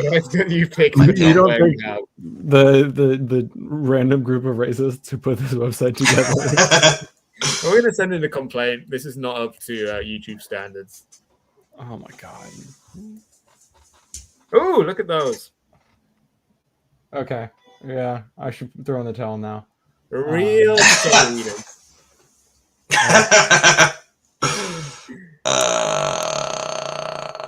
Yeah, I mean, I would I'm gonna go with the chat and say Belarus, the Baltic side of Belarus. You know what? I'm gonna say like Latvia. I'm gonna guess kind Okay, of but that's almost the same place. Like, this is here. Well, this is almost, but like what is a little further north? Well, I think that's like you can't do a lot Latvia versus the Baltic side of Belarus because whatever it's not going to be. If it's one, it's the other, but it's fine. It can just be a draw round. No, Estonia. I feel as though I think you should go Estonia because, like, yeah, I don't want to give you just to differentiate myself. Well, I feel as though we're pretty evenly matched, right? We're going to need to do a tiebreaker at some point, but I found a formidable adversary. I think Kuba has a clear advantage, but I would say that if Kuba loses the Slav round to Quinn, then he's like losing big points. Yeah, but the geography here is like. And also, I feel pretty good that these are not Estonians, so I think they're definitely not Estonians. Sorry, Quinn. But of course, you've guessed Latvia. We haven't let you change. Okay. Though if it's a draw at the end, what we have to do the tiebreaker where Kuba guesses Quinn's racial background. So far, I think refused to explain on stream. I don't think I've refused. I've just lied. Okay, let's see what the potato people are. Yeah, that's a point for Kuba, I think there. Yep. Yeah. The round soft faces, sometimes infantile features. Jesus. What is the name that they give this ethnicity? Gorid. East Alpinid. Oh my Gorid. Named after the Polish word for mountain. Oh, these are supposed to be Gurala? No, I'm not buying that.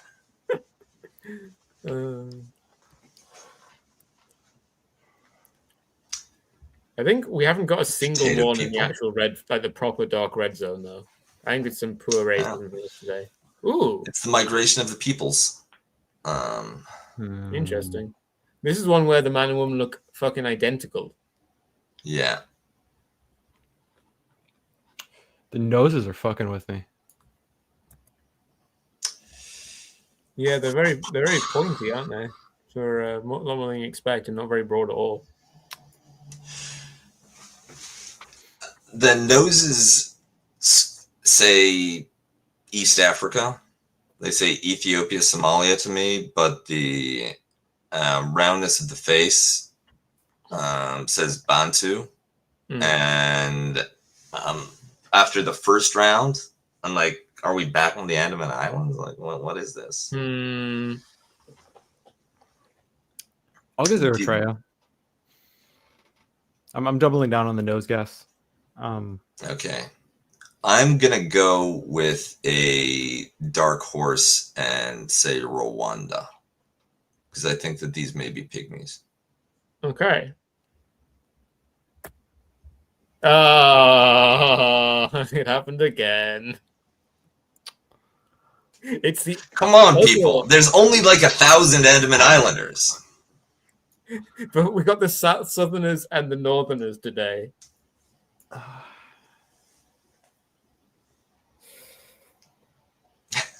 Shocking. So yeah, I think we give that to Kuba, but I would say that if Quinn was playing the sort of game he played last time, Kuba would have been in the dust. It was not either of you, but Kuba in difficult circumstances with a double Andaman Islands has managed to pull it out. This was Kuba's showing his skill when he's in the dirt, when he's in the adversity. There's only points where he can get them on potato eaters, and he's managing to get through and win. Yeah, I mean, it's the part of my biological genetic legacy where, I'm in a cage being dragged around from one slave market to another and being like, you're clearly a Gorid. We might have a cousin that's the same. Get me out of here, brother. I know you Andamanese are honorable people. We had 2 perfect rounds. When did that happen? Huh? We got No. 1,800 average here, and I think last time on TAR we got like 3,300. So No, it's kind of a crazy game. yeah, no, it was. I mean, there's some difficult rounds. Mhm. Double Andaman Islands is crazy, and of course, both times Kuba said it but didn't guess it. Yeah, When you said it wild just horse, seems statistically unlikely. The population is so tiny. It feels Yeah, wrong. but then Clearly if the that's thing is, this the- isn't like If we were just How did doing, we get- if it was just population statistics, it would be a lot of Yeah. Han. Yeah, exactly. It should just be 10 Chinese faces, right? Well, 2 Indian faces. 2 Indian Yeah, faces, yeah. oh, And yeah. they both actually happen to be from Yunnan, right? Yeah. There's this minority. It's bizarre. I wonder how it actually happened, or if it's a complete coincidence that that Turks call Greece Yunanistan.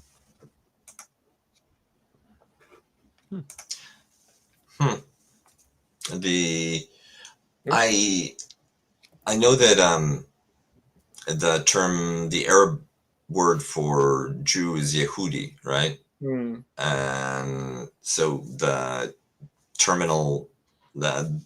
initial y sound, for some reason, I thought that maybe the Turks had linked the two together as variations on non-Muslim Abrahamic peoples, but I don't know. The Poland is called Lechistan in Turkish. As someone who does this sort of thing professionally now, it's not the right format.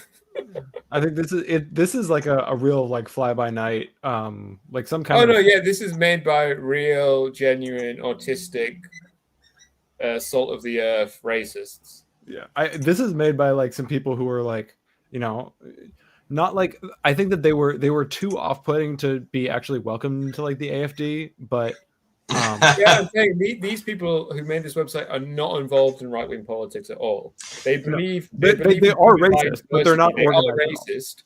They are racist, but they're not involved in right-wing politics in any way. They are the model train people to the AFD's we want to be conductors people. Yeah. Oh, actually, Question.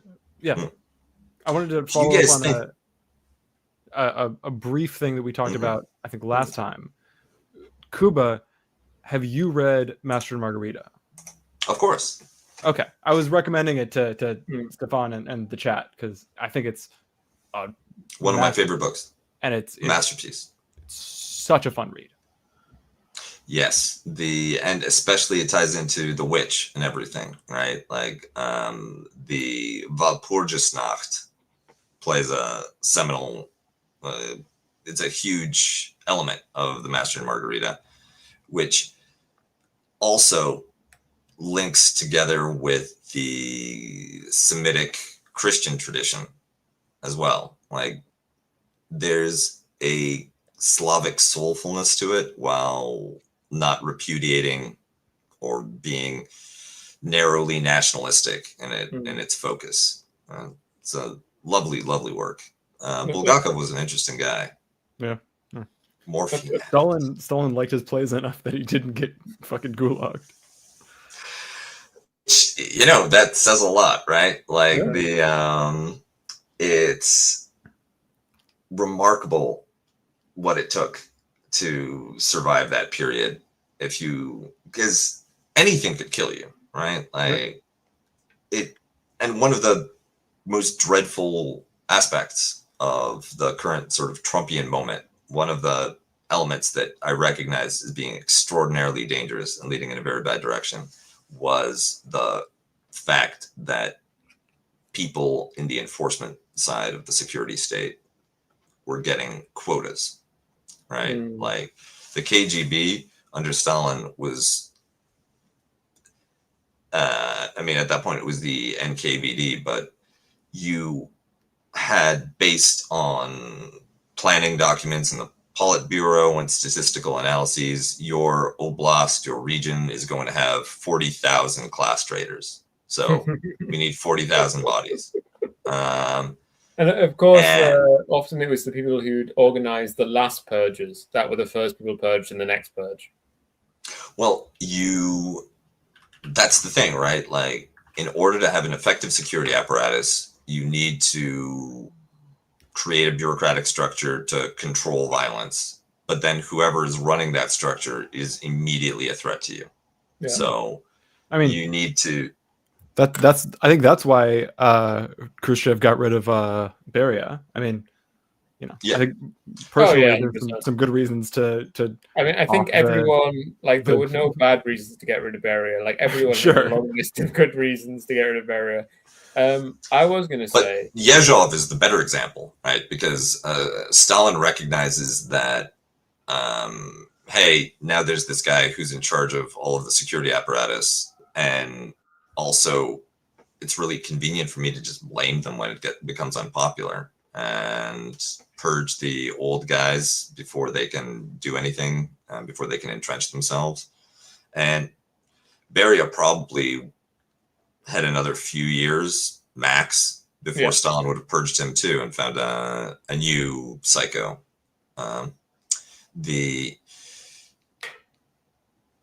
But yeah, that not a good time to be in Russia.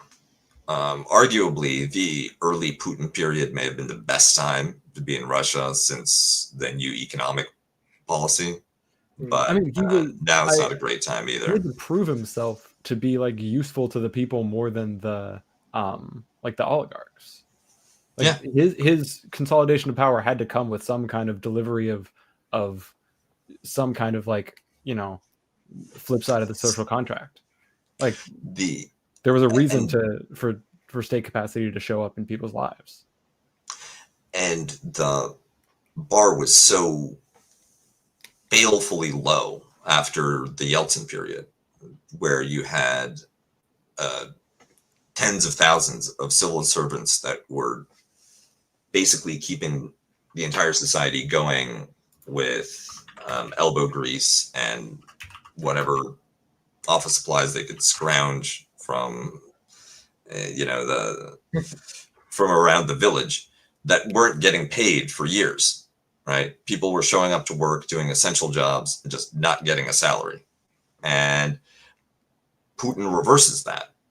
And you actually get the checks show up on time, and there is that level of normalization that occurs after the basically apocalyptic state collapse of the Yeltsin period.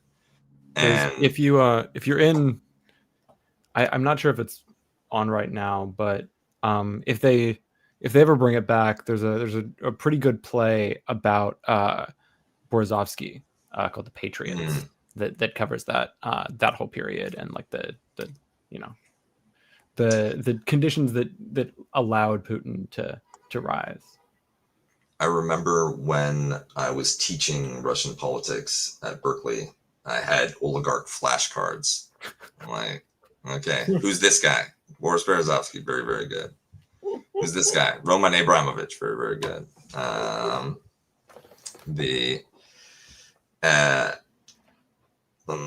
students liked that, although they hated the names. Since Quinn brought up the lighthouse, I've been thinking throughout. I returned instantly back to Odyssey, and I was like, man, Eggers would do so much better with the sea in Odyssey. While Nolan is going to do it so terribly, it might as not well as be there. Like, there might be a scene where they're on a boat and there's a storm. And that will be the extent of the power of the sea that will be shown. And that stormy thing will be shown. It won't be people standing kind of like frozen in fear or cowering before the sea. They'll just be like acting like guys on an oil rig, Yeah. The thing about the lighthouse is like there's a real like majesty and power and like terror, but also like eroticism in the sea that's like so compelling, and to take that out, it's just, it feels hollow and sad.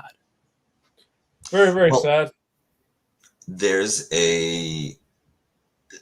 living in this demon-haunted world, and this is one reason why whenever anybody shows depicts Scandinavian life in the Dark Ages, it's always Vikings and raiders, right? Because the amount of things that you had to fear if you were a regular person in those days, you didn't want to leave your hovel, right? Like, there are apart from all of the real tangible existential threats like Vikings, you had witches, spells, demons, goblins, elves, dwarves, Well, and also people who it got so cold in winter that everyone in Norway had like monoxide poisoning for 2,000 years because they couldn't open their, like, they just had to be locked in there with the fire or die. with the fire, yeah. And they, unless you had a brazen disregard for your own welfare, right? Like, unless you were genuinely fearless, you couldn't actually do anything in those days, because a healthy sense of self-preservation motivated fear just rules out, okay, never going to leave my village because everything out there wants to kill me, and you'd be right. The idea of taking to sea when you don't even have weather forecasts, right? Like, you're like, hope it doesn't rain, because if it does, we're dead. Yeah, like, you know, we're gonna get onto this like bucket. It's barely seaworthy. Sometimes you'll talk to an old person today, and they won't have read or looked at the weather forecast, or they will have, but they're just like making conversation, and they're like, "Oh, there's clouds over there. It might rain today." Before modernity, that's all you had. Yeah, and if you had a guy who, like Ethnoguesser, right, got lucky 3 days in a row, it's like, you are now our wise man, right? You are a wizard. Truly, your knowledge has no bounds. You understand the secrets of the earth, and you would believe it too, right? Which is all fun and games until you fuck up and then you get stoned to death. Yeah, exactly. You have to convince people. It's like, you can't stone me to death. I'll put a curse on you. And it's like, okay, we need to confer. So it would be really bad luck to kill me. Yeah. Is there a slave woman on board? Can't we just kill her instead? I think that, yeah, like, I'm thinking about the Christopher Nolan Eggers comparison. His Prometheus, he has a sense of what, superhuman forces with their mysterious own impulses and mythology and motivations might feel like, and he can convey that, but he's not great at grounding it in any sort of historical specificity, right? That's all the kind of gloss on top of his stuff that I think he can't escape from his origins as a music video director. Like, it's got to be shiny, it's got to be sparkling, and that's why I think that the Pattinson Batman is a better movie. It's because it's not really worried about trying to be the shiniest thing ever. It's, I think, more than anything else, it's trying to be a good noir movie. My one positive thing about Odyssey is that I think Robert Pattinson will try his best. I like Robert Pattinson. Yeah. It's funny that you say that Nolan wants to, how did you put it, shiny? Yeah. He can't escape putting gloss on everything. I think that there is that obsessive aesthetics in his work, but the real music video director that I think achieved the highest level of this is Tarsem Singh, The Fall. Oh yes, yeah, okay. Not where I thought you were going with there, but that is, I think, a better answer. But that's I think a different thing where it's not like, I don't think the aesthetics are fighting with the directorial vision. I think the aesthetics are the vision. and it's Yeah, I agree. pursued to such a extreme point that it becomes, I think, interesting to slavishly reconstruct your story around aesthetics. Yeah, Yeah, and that's a fun movie. oh yeah, it's an amazing. It's just absolutely so beautiful, and all of the pieces mesh together. It's generally speaking, as a cold white northerner, for me, subcontinental Indian aesthetics are usually too much, right? Like too much color, too much gold, too shiny, too bright. Things are clashing with one another. Let's pare it down. But Tarsum Singh, that guy, like when it's done right, it is like nothing else in the world. And even his less good movies, I think I remember the one with Jennifer Lopez. I think it's called The Cell. Vincent D'Onofrio. It's not nearly as compelling. More, it's dumber, right? Like The Fall was beautiful and mostly concerned with being beautiful, but it was also smart. While The Cell just, like wasn't gonna let intellectual stuff get in the way of the slicing a horse into sequential cell plates. But even that, absolutely stunning. Remarkable.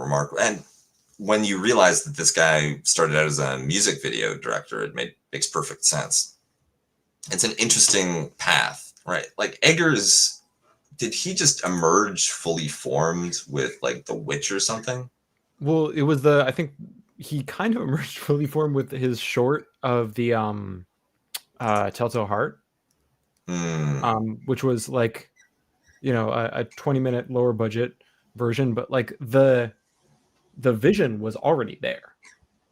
Like his slavish devotion to kind of historical detail and anachronism, and I think his aesthetic choices were like they're kind of just there and ready to go, and have just been kind of refined and tuned since then.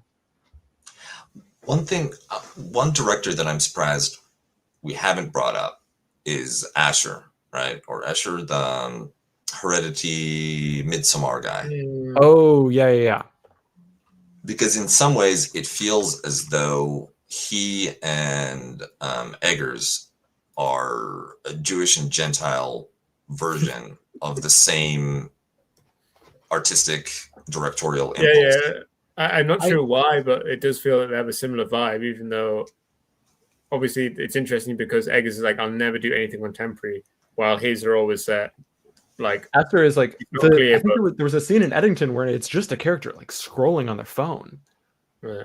And like he's obsessed with the image of screens and the depersonalization that comes with like modern technology, and it's an interesting kind of foil to Eggers. Like especially the start of Midsummer is very like millennial failing relationship, like we've all seen it a million times sort of thing, and then some old people start flinging themselves off cliffs. Yeah, the similarly, the in Hereditary, right? It's all of this consequences of trauma, intergenerational trauma, family therapy speak. I think the Gabriel Byrne plays the husband of the family is an straight up therapist, right? And so it's all grounded in this very contemporary psychological analysis about the sources of human problems, the sources of darkness, that's where the conflict should dwell. But what Astor does is then he's like, but also there's metaphysical evil. We're actually looking in the wrong place because you're trying to therapy fix something which requires an exorcist. I mean, or like I think that in Eddington, the existential evil is the kind of, it's the conspiracy laden deep state. It's like it's the unholy union of tech oligarchy and like guys who were doing, you know, off the book stuff for certain agencies, and are now like kind of free roaming. I think Midsummer is very interesting at this point because it seems like kind of the point of the movie is to kind of lead the audience to think that this insane cult is right, actually. And obviously, I don't think the director thinks that, but he thinks it would be fun to make you think that, basically. Well, one of when I was teaching Western civilization in Vietnam, I would start with the Romans and go all the way to existentialism. And my summation was an episode of Rick and Morty when it's, I think from season 1 or 2, the Summer is having a crisis because she realizes that she's an unwanted pregnancy and it's messing with her.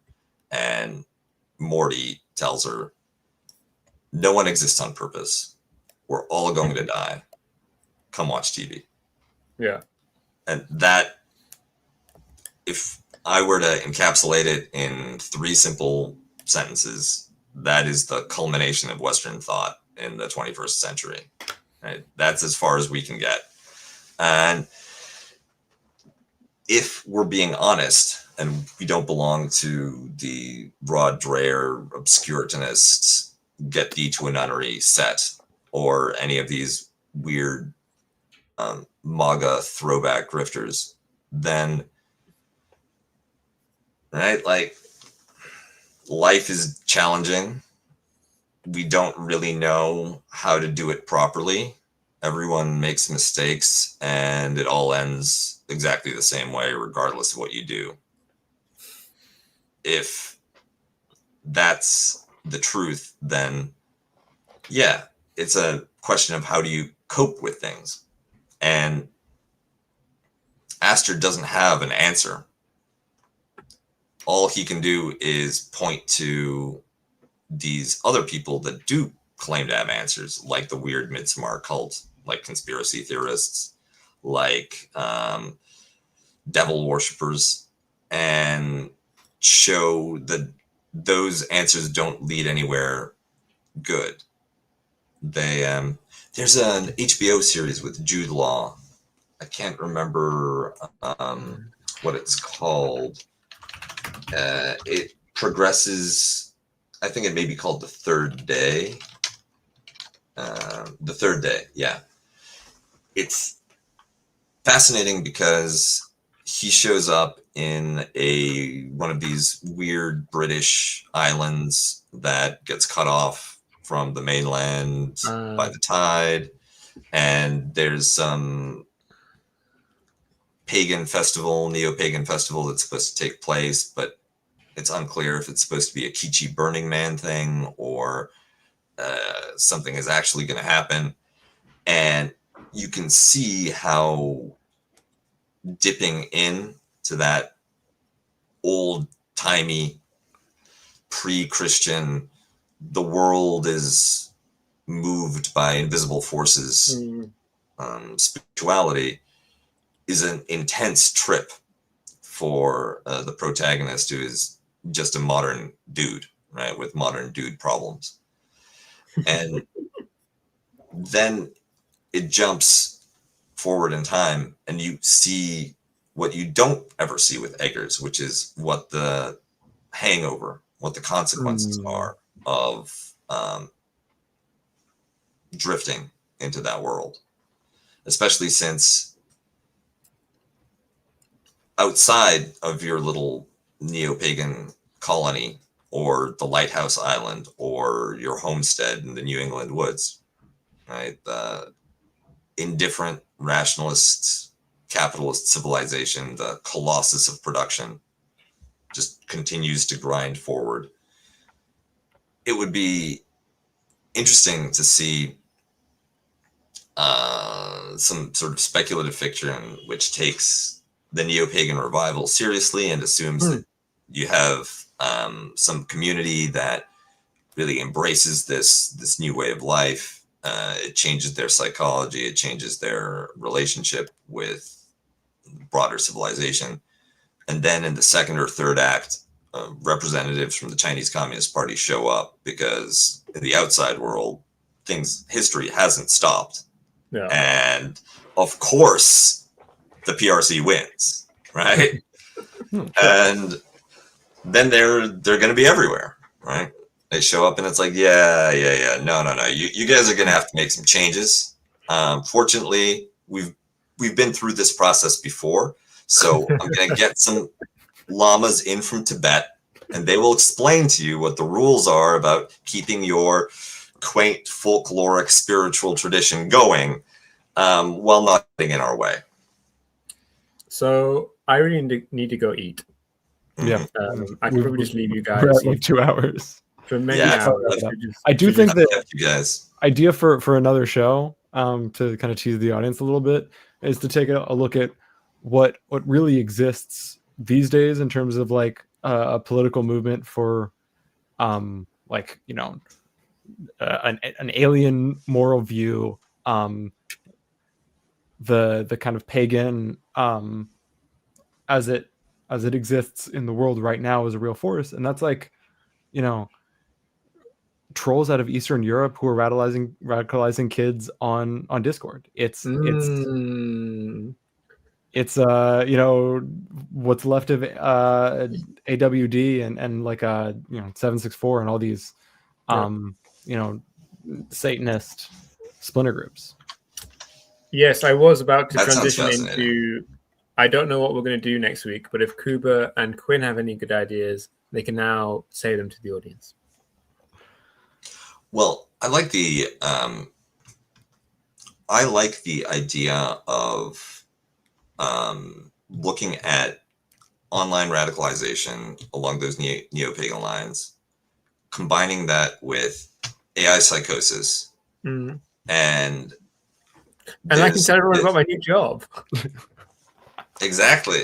We look forward for the update. I think that Rod Dreher has an interesting take that isn't just limited to him.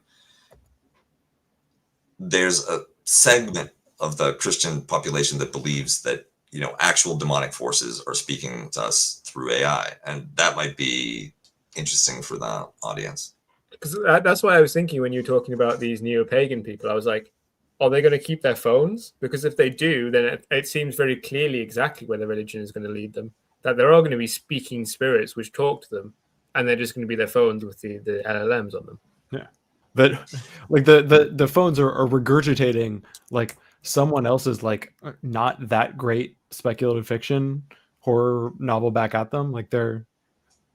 But you know, obviously, the thoughts that these ancient priests had, where they thought the gods were speaking in their minds, were also not particularly like they were regurgitations too, right? Sure. It's just kind of we've literally externalized them now.